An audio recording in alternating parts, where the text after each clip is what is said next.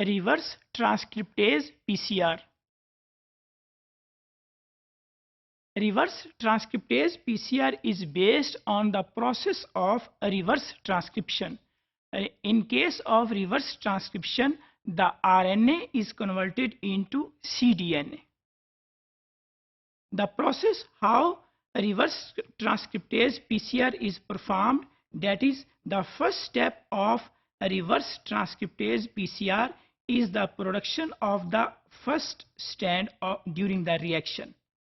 So as a first step during the RT-PCR, there is a synthesis of the cDNA by using the oligo-DT primers. Usually this step, that is synthesis of cDNA, is at 37 degrees centigrade for 1 hour. Once by using the oligo-DT, there is synthesis of cDNA, then there is the second strand reaction, that is the digestion of the cDNA. So as a result of second strand reaction, which is actually the standard PCR by using the DNA or oligo primers.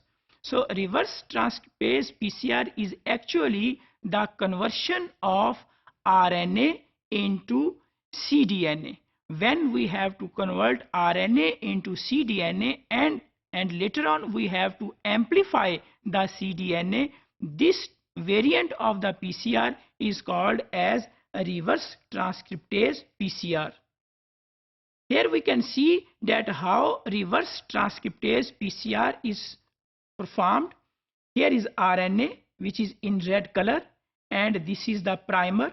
Primer will bind to the RNA here, and as a result cDNA is produced.